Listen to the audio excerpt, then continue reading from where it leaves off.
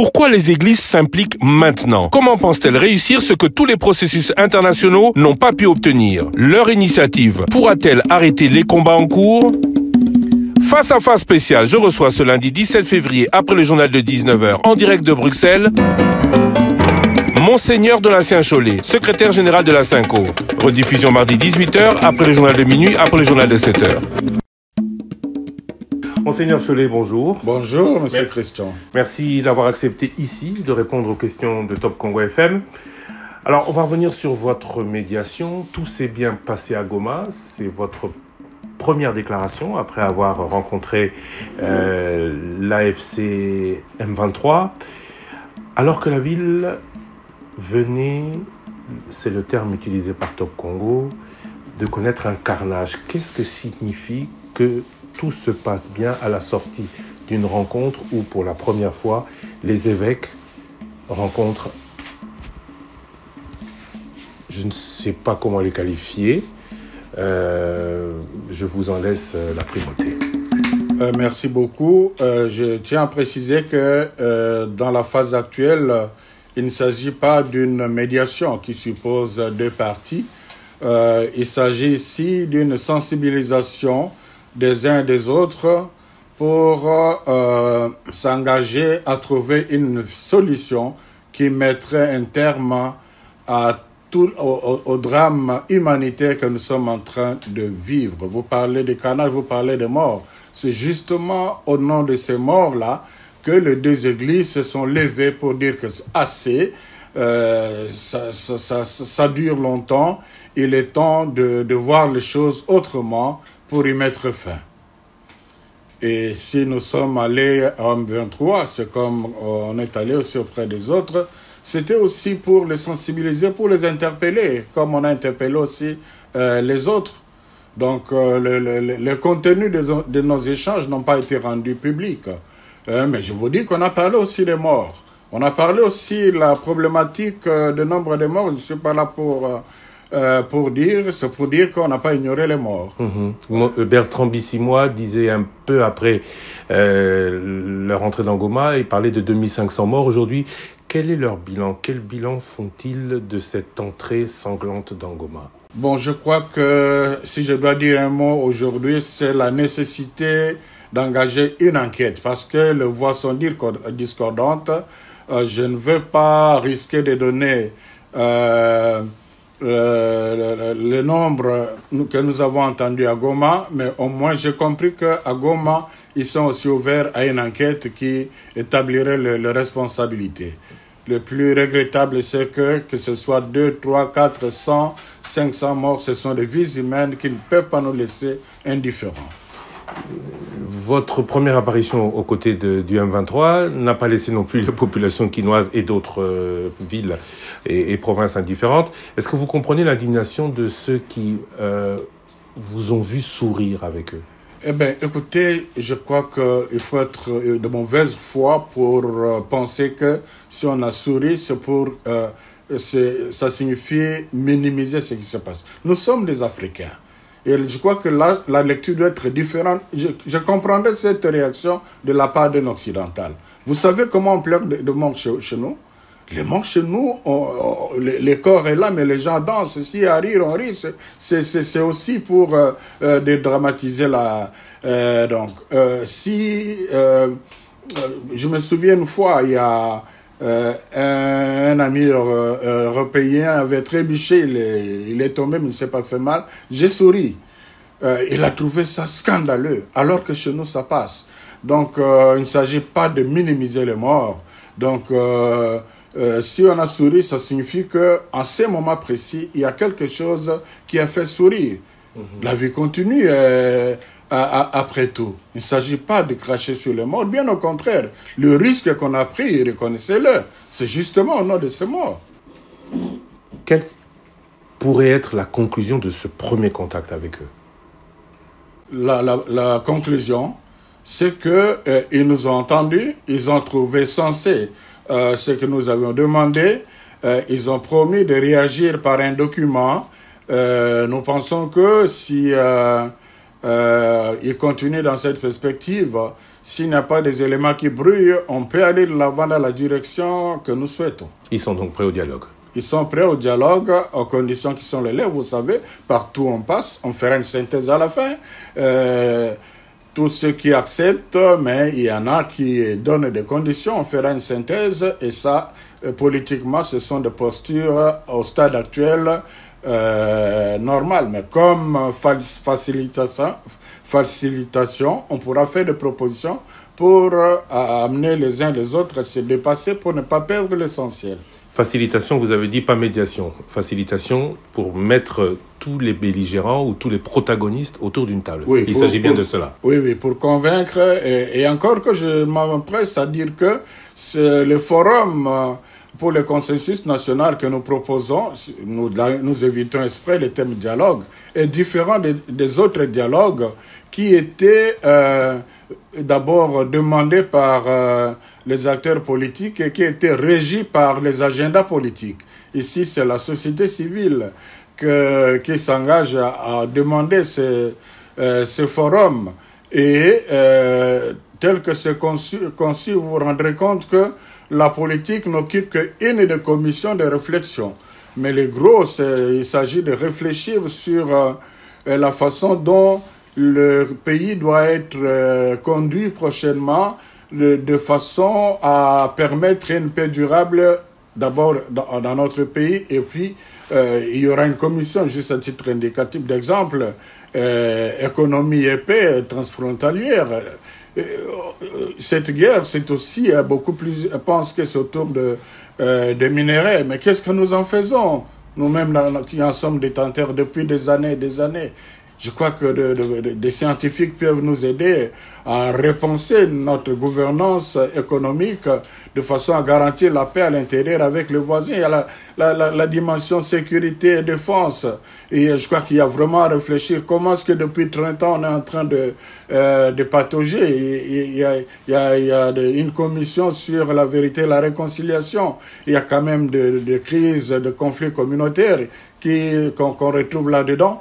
Donc le forum que nous proposons, c'est pour aider les gouvernants actuels et ceux qui viendront à avoir une base de données qui est consensuelle, donc un pacte social dont pourra s'inspirer tous ceux qui viendront au pouvoir, en commençant par ceux qui sont ici au pouvoir maintenant. On va revenir sur votre forum sur le consensus national. Je voudrais qu'on aille étape par étape. Vous avez commencé à Kinshasa. Ouais. Le président de la République vous a reçu.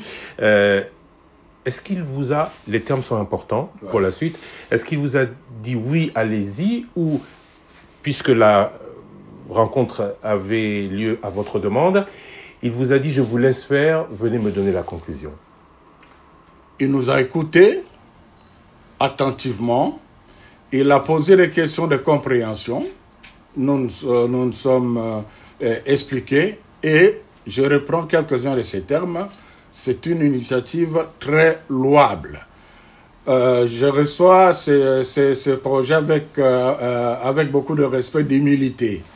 Une recommandation qu'il a faite, c'est qu'il aurait souhaité que ce soit inclusif, c'est-à-dire qu'on implique aussi les autres confessions religieuses. Il avait déjà dit à ce moment-là. Oui. Et à cela, on a répondu qu'on y pensait déjà. Et avant même de les rencontrer, nous avons pris contact avec quelques-uns d'eux, notamment le Cheikh Abdallah. Moi, j'ai parlé avec Dodo Kamba, par exemple, juste pour citer. Et pas seulement eux, j'ai parlé avec le chef coutumier, le responsable de Fumodi Fimba.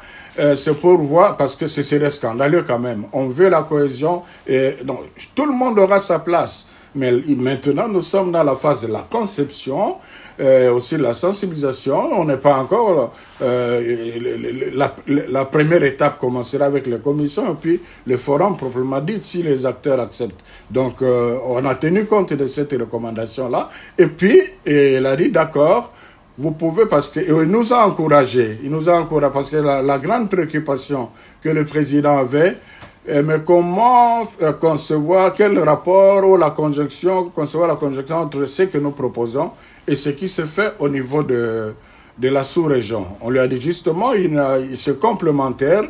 Et il nous a encouragé d'aller voir le président de la sous-région.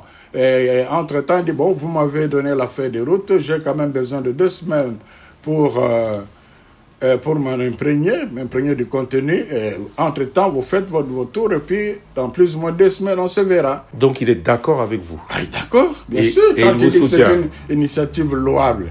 Et vous vous souvenez, le 2 décembre dernier à Isiro, lors de la célébration de 60 ans d'Anouarité, il a clairement dit, ce que j'attends de l'Église, je reprends ce mot, c'est qu'elle soit réellement au milieu du village. C'est-à-dire, c'est lui qui dit, qu'ils approchent les uns les autres pour qu'on se retrouve ensemble pour parler. La vidéo est là. Donc, nous sommes dans cette dynamique-là, mais l'initiative est nôtre. D'accord, votre initiative, l'initiative est de vous, voilà. Mais avant que l'on arrive au forum proprement dit, voilà. Parce que c'était aussi, pour aller au bout de ma question, le forum national, c'est pour tout le monde, c'est clair, ouais. Mais avant qu'on arrive à la tenue de ce forum, vous pouvez, dans l'organisation de ce forum, mettre en place une commission avec les autres églises. Ben, nous sommes allés le voir même après le chef de l'État. Nous sommes en train de recueillir les avis. Donc, nous avons conçu le projet. Nous sommes en train d'écouter tout le monde aussi pour recueillir leurs avis. C'est à la fin qu'on va faire une synthèse et on va tenir compte des recommandations des uns des autres afin d'aller de l'avant. Alors, parlons de la méthodologie de travail. Comment vous voulez que ce forum soit tenu? Vous avez dit que ce n'est pas un dialogue, donc ce ne sera pas du même modèle que Sun City, ce ne sera pas du même modèle que tous les dialogues, notamment le vôtre, qui, le 31 décembre 2016, rappelez-vous, nous a amené à une belle conclusion. Alors, encore une fois, félicitations. Mais cette fois-ci, vous voulez... C'est quoi l'objectif? Il y a des gens qui se battent, vous voulez qu'ils ne se battent plus, vous voulez qu'on mette en place des structures pour rassurer ceux qui se sont pas battus pour rien, parce qu'ils ont bien des objectifs. Qu'est-ce que vous êtes prêt à proposer et à donner, surtout? Voilà, nous n'avons rien à proposer, nous n'avons rien à donner, nous n'avons, en d'autres termes, rien à dicter à ce que nous voulons être sûrs donc, on donne l'opportunité, on donne les termes, on propose des termes de réflexion qui pourraient être enrichis ou revus. C'est ça aussi le sens de consultations que nous sommes en train de faire. Mais notre rêve, notre objectif, c'est amener les uns les autres à réfléchir sur les différentes causes de la situation actuelle, à réfléchir sur la façon dont les choses doivent être menées prochainement pour qu'on vive en paix en RDC, aussi en paix avec les voisins. Mais tout était prévu. Cette discussion a déjà eu lieu. En 2002, tout le monde s'est retrouvé à Sun City. Il y a eu Sun City, il y a eu Pretoria, il y a eu Sun City de nouveau, il y a eu Lusaka. Tout était prévu. Vous avez même tout à l'heure parlé des commissions vérité et réconciliation, tribunal pénal ou tribunal sur le Congo, pour que la justice soit faite. Tout est prévu, mais rien n'est réalisé. C'est ça le problème. Voilà, c'est ça le problème. Et voilà, donc... mais de quoi vont-ils parler? Et nous voulons justement que les commissions soient vraiment animées par les experts. C'est la grande question à laquelle on devrait répondre. Pourquoi on a déjà réfléchi sur ce thème-là? Qu'est-ce qui a fait qu'on patauge aujourd'hui? Il faut répondre à cette question-là. Et c'est le sens aussi de ce forum.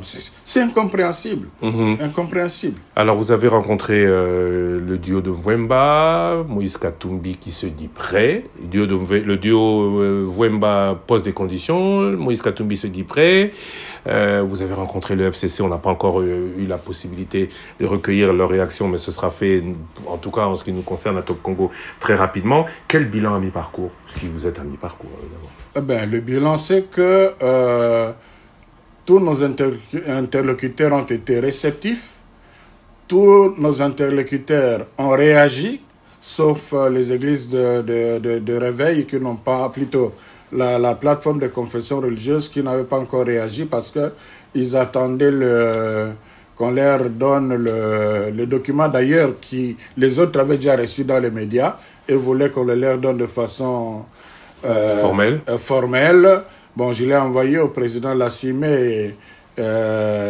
Idriss j'espère qu'ils vont réagir prochainement. Donc, tous ont été réceptifs, même la plateforme de confession religieuse, et tous ont réagi. Alors, maintenant, nous allons continuer, parce qu'au niveau de la sous-région, on devrait encore continuer, mais nous allons faire une synthèse et je crois que par respect pour le chef de l'État, il devrait être le premier à recevoir nos conclusions et qui seront aussi rendues publiques auprès des autres parce que les uns les autres doivent aussi savoir ce que pensent les uns les autres en général. Alors, comme j'ai dit, on n'impose pas, on ne dicte pas, c'est à la lumière de tout ça que nous allons faire des propositions et on verra, on va évoluer. Dans quel délai, les propositions? Vos conclusions, vous terminez votre tour? Oui, mais je crois que la semaine prochaine, déjà, on pourrait être à mesure bon, ça dépendra aussi de la disponibilité du chef de l'État de nous recevoir. Donc, vous allez rencontrer après les politiques congolais, les étrangers. Vous aurez terminé la semaine prochaine. Oui, pas tous les étrangers, mais en fait, les personnes clés. Qui sont ces personnes clés? Bon, vous le saurez au fur et à mesure. Vous avez déjà vu Paul Kagame? Oui, vous verrez prochainement qui on va voir. Vous comprenez que ce sont ceux-là que nous considérons les personnes clés qui sont disponibles. Mais déjà, même sans eux, étant donné qu'il y a deux phases, la phase nationale et la phase sous-régionale, mais à ce stade, c'était quand même important d'écouter une personnalité comme le président Paul Kagame, tout comme ce qu'on va voir prochainement là. Et voilà, donc c'est question de quelques jours. Vous avez rencontré Martin Fayulu, Moïse Katumbi, Délice Sanga, Corneille Nangaa, Mozito, le FCC. Voilà. À quand Joseph Kabila? Il est prévu? Mais le FCC, nous l'avons déjà rencontré. Joseph Kabila? Nous l'avons déjà rencontré au début avant de lancer l'idée, tout comme les autres aussi, avant de les rencontrer formellement, on les avait rencontrés pour déjà tester le terrain, la recevabilité du projet. On ne voulait pas, du coup, se lancer à quelque chose qui... voilà. Mais le FCC, c'est lui qui a recommandé les personnes à rencontrer. Donc, là, il n'y a pas de souci. Donc, le président honoraire, sénateur à vie, est d'accord avec le projet? Non, j'ai dit... Il est d'accord avec le principe. J'ai dit tout le monde a trouvé que c'était recevable. Tout le monde a réagi. Maintenant, nous attendons formellement aussi la réaction de FCC. Et donc, nous en sommes là. Vous avez cité Fayulu, à part les confessions religieuses. On a cité Martin Fayulu, le président avant, c'est vrai, Moïse Katumbi et tous les autres. Il n'y aura que des politiques? Non, merci de me rappeler. On a réussi aussi, on a rencontré les représentants de la société civile. Hein. On a rencontré un groupe, toujours dans le cadre de la société civile, de femmes, le regroupement des associations de femmes. On a rencontré des jeunes. Donc non, c'est vraiment... nous voulons mettre personne à côté. La difficulté, vous pouvez bien l'apercevoir. La société civile, l'opposition, la majorité est tellement plurielle. Du côté de la majorité, on a vu le président de la République, on a vu le président de l'Assemblée nationale, on a vu le président du Sénat. Donc nous pensons que c'est déjà la majorité qui est à ce stade est consultée. Entre-temps, le chrono tourne. Les combats continuent? Eh bien, c'est ça qui est dommage. Donc, nous voulons que les choses aillent vite. J'ai regretté qu'après Goma, il y ait encore eu de voix plus ou moins discordantes qui ne pourraient pas encourager le plaidoyer arrêté. Vous avez suivi vous-même dans les médias certaines personnalités de l'opposition qui commençaient à s'aimer les doutes sur vous parlez de l'UDPS. Ce projet de l'UDPS. Alors, c'est un message qui peut être aussi mal interprété par ceux qui sont à Goma, auprès de qui nous sommes allés demander un cessez-le-feu. Donc, de toutes les façons, nous faisons ce que nous pouvons faire comme pasteurs et nous n'avons pas une autre contrainte que notre parole pour exhorter. Il n'y a pas eu que ces paroles dites à l'international. Il y a la diplomatie qui continue à vouloir défendre le terrain de la République démocratique du Congo. Est-ce qu'elle doit arrêter pour vous donner une chance de réussir? Ça, c'est ma première question. Et puis, il y a eu les deux chefs d'État.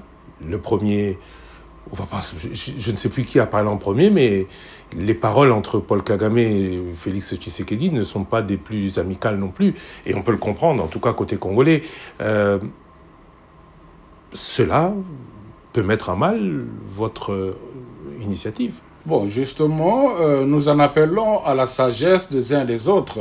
Ce qui se fait, ce que nous proposons, n'est pas contradictoire, ne contredit pas, ne gêne pas ce qui se fait au niveau international. Nous voulons justement qu'il y ait une jonction, parce que on peut trouver un compromis au niveau de la sous-région, mais tant qu'il y aura des problèmes internes non réglés, le problème ne serait pas résolu. Parce que vous pensez, vous, que le problème actuel, c'est surtout interne et non pas externe. C'est lié. Il y a des causes internes, il y a des causes externes. On serait plus fort si à l'interne, on réussit à parler d'une même voix, on réussit à harmoniser les différents, et alors ça ne sera pas la voix du président Tshisekedi seul qui sera entendue, mais c'est la voix des Congolais qui se sont mis ensemble et qui parlent. Mais aujourd'hui, tous les Congolais disent notre pays est agressé, il faut le défendre. Ce serait plutôt cette voix qui pourrait être unanime pour dire arrêtons les combats. Écoutez, on aura beau le dire, notre pays est agressé, arrêtez, c'est pas la solution. Je crois que la SENCO est restée longtemps dans cette tradition. Souvenez-vous du message, je crois, de mois de novembre 2022, un message d'alerte, le pays est en danger, où la SENCO a dénoncé nommément la communauté interne, la complicité, l'hypocrisie. C'était de formater fort, vous vous souvenez, de la communauté internationale.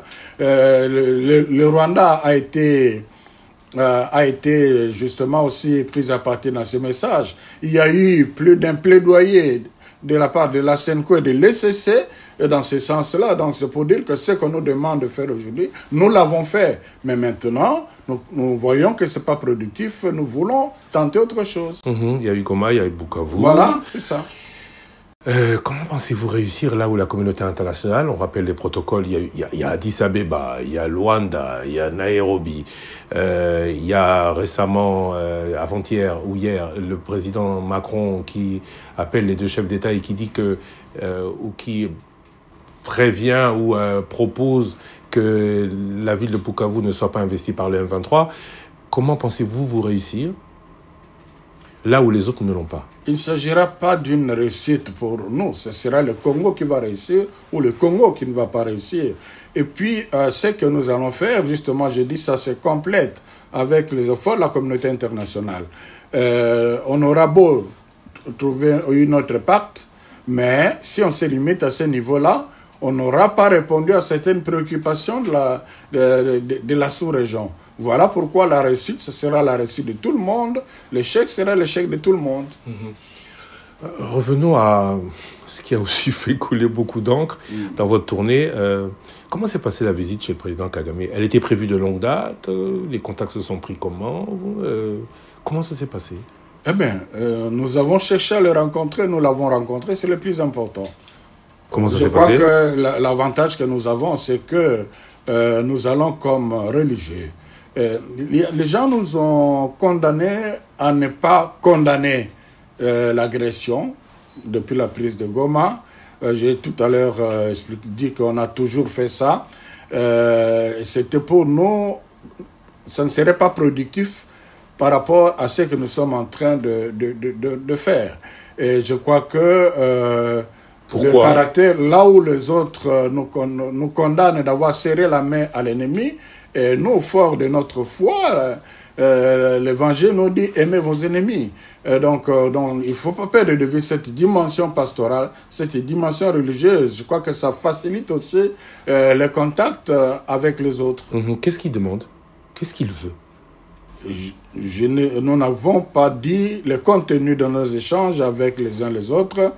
Nous ne le dirons pas non plus à ce stade, ça ne sera pas productif. Il n'a pas de revendication de son intervention. Parce que dans la future discussion, à un moment donné, aujourd'hui, on a beau tourner le dossier dans tous les sens, on se rend bien compte qu'à un moment donné, peut-être que le Rwanda veut se retrouver et que tous ces morts, ces soldats, ne seront pas morts pour rien. Ils voudront, comme peut-être beaucoup d'autres, rémunération de tous ces efforts obtenus. C'est nous qui avons demandé l'audience, il nous l'a accordé. À toutes nos questions, il a répondu. L'entretien a duré près de 2 heures. Donc, pour l'instant, c'est tout ce que je peux dire. Vous ne pouvez pas non plus dire, ou vous ne pouvez pas non plus nous dire quel rôle l'Église, quel rôle votre médiation peut avoir pour que son armée lève le pied. Mais nous sommes en train de travailler et nous ne devons pas être seuls. Donc, ce que nous faisons, ce serait mieux qu'on le fasse ensemble comme nation. Mais il a prêté oreille à ce que nous avons dit. Et les échanges étaient, je dirais, intéressants par rapport à notre dynamique. La dynamique de la République démocratique du Congo, en tout cas de son gouvernement, c'est d'obtenir des sanctions internationales, parce que le Rwanda dépend beaucoup aussi de cette aide internationale. Et la semaine dernière, pour le citer, Monseigneur Ambongo a dit privilégier la paix aux sanctions. Est-ce que l'Église, est-ce que votre médiation est contre des pression des sanctions sur le Rwanda? Dans la position où nous sommes maintenant, nous ne pouvons pas promouvoir les sanctions, nous. En tout cas, dans notre dynamique, les sanctions seraient contre-productives. Je parle bien de notre initiative et je me limite là. Puisqu'on parle des problèmes internes, que le Rwanda accuse le gouvernement de la RDC d'armer les FDLR, est-ce que la conférence des évêques du Rwanda vous suit dans votre démarche? La conférence des évêques du Rwanda réfléchit avec nous dans le cadre de la CEAC, donc Rwanda, Burundi, la RDC. D'ailleurs, c'était prévu déjà au mois de novembre. Nous nous sommes retrouvés pour préparer les éléments de langage pour un plaidoyer auprès des chefs de l'État. Alors maintenant, nous étant les plus concernés, la situation s'étant aggravée, nous avons fait ce pas, mais en même temps, les réflexions continuent dans le cadre de la CEAC. Donc la conférence épiscopale du Rwanda, à ce stade, ne s'implique pas plus qu'elle ne pourrait ou devrait. Non, ça, je ne saurais pas le dire, je ne sais pas, il y a plusieurs façons d'agir. Le message public comme nous le faisons ne sont pas l'unique façon de faire. Il y a d'ailleurs beaucoup de choses que nous faisons qui ne sont pas rendues publiques. Tous les plaidoyers qu'on a fait ici, on n'a pas sorti le contenu dans un message. Donc, on ne peut pas dire qu'ils font quelque chose ou ils ne font pas, mais ils sont préoccupés. Quand nous nous retrouvons ensemble, nous commençons par l'échange sur la situation socio-pastorale. Et au mois de janvier, à une année, du 29 du 28, je crois, au 30 janvier, nous nous sommes retrouvés avec les évêques du Rwanda, de Burundi à Goma, de RDC à Goma, et c'était justement pour promouvoir la paix. Il y a beaucoup d'initiatives déjà transfrontalières, par exemple, le nom m'échappe, de groupes de mamans de Goma, de Sud Kivu, et du Rwanda qui sont dans une dynamique d'échange. Donc la guerre ne les concerne même pas. Et ça, c'est un travail de l'Église. Toujours pour parler du dialogue interne, Paul Kagame dit que dialogue interne, que le problème est entre Congolais, mais son intervention, il explique par la présence au Congo des FDLR rwandais. Alors, est-ce qu'il ne faudrait pas non plus un dialogue pour que ces FDLR rentrent au Rwanda? Est-ce que dans votre dimension de consensus national en République démocratique du Congo, on peut s'imaginer que la conférence épiscopale du Rwanda aussi pousse pour la tenue d'un dialogue interrwandais?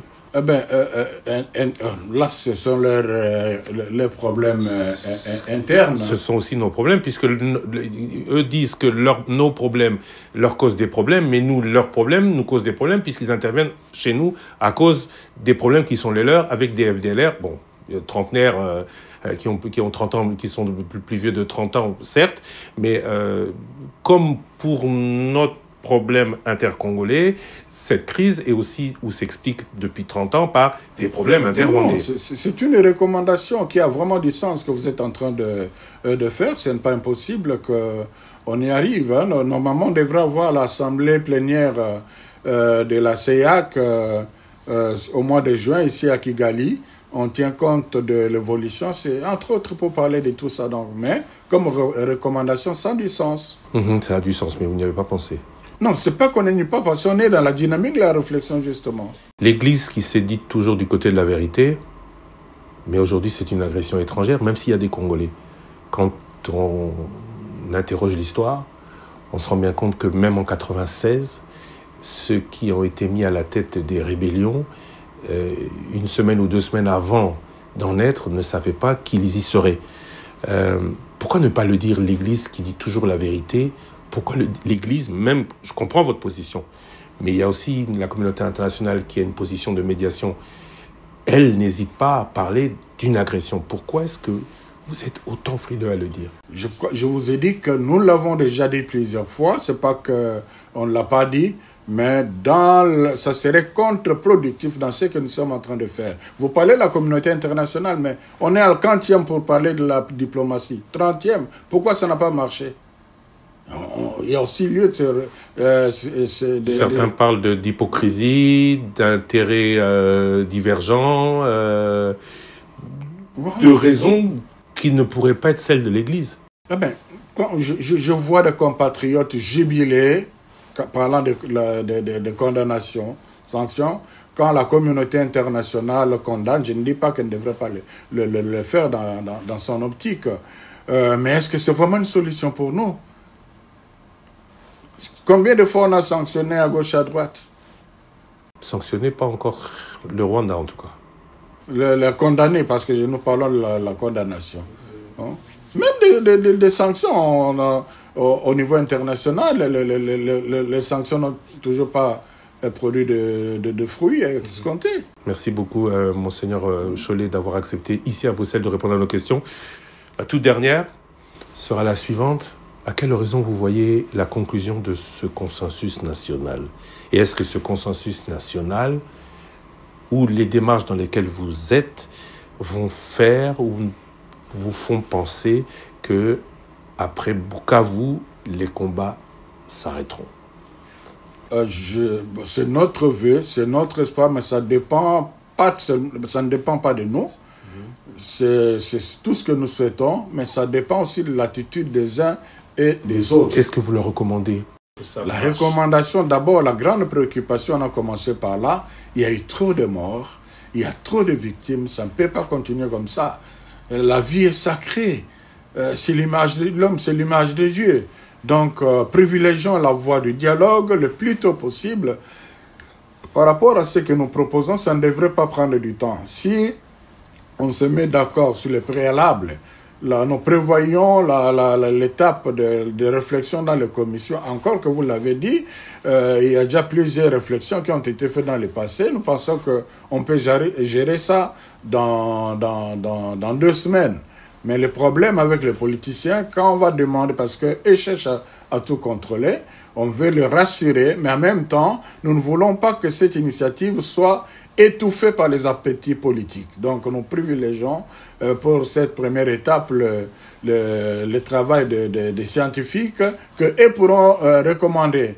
Alors, s'ils ne prennent pas le temps, je dirais qu'à partir du moment où on a la liste, on s'est mis d'accord sur les experts, 2 semaines, et le forum proprement parlé, on a l'expérience du dialogue de Saint-Sylvestre, 2 semaines, on peut finir. Un dialogue qui ne se tiendrait pas au Congo? Pardon? Un dialogue qui se tiendrait au Congo. Un forum, pardon, qui se tiendrait au Congo. Idéalement, ça devrait se faire au Congo. Mais cela ne peut être possible que si les acteurs politiques, ceux qui sont au pouvoir, le permettent, parce qu'il y en a qui devraient être là, mais qui se sentent en insécurité au pays. Donc, il faudra quand même... donc, la possibilité pour que ce soit au Congo dépend de l'assurance que tout le monde qui devrait participer serait en sécurité. Vous avez eu des assurances de partenaires étrangers, de financement de la tenue de ce forum à l'étranger, oui ou non? Les assurances, non. C'est une question qui est revenue. Quand nous sommes allés rencontrer la plateforme de confession religieuse, la question était qui a financé cette initiative? Christian, vous pouvez vérifier auprès de notre secrétariat technique. Ils sont des gens qui passent des journées, voire même des nuits de travail. Personne n'a reçu un seul sou. Donc, jusque-là, et encore, pour les partenaires, il faut présenter un projet en bonne et due forme. Ils examinent, ils analysent et puis vous répondent. Et on a décidé d'aller de l'avant sans tenir compte de tout ça. D'abord, compte tenu de l'urgence, les deux églises font ce qu'ils peuvent faire pour ces rencontres. Mais il y a déjà des manifestations d'intérêt, curieusement, de quelques particuliers qui veulent encourager l'initiative. Nous allons lancer un appel. À la générosité. Et si des partenaires veulent nous aider, on ne refuserait pas. Pour nous, c'est l'objectif qui est visé.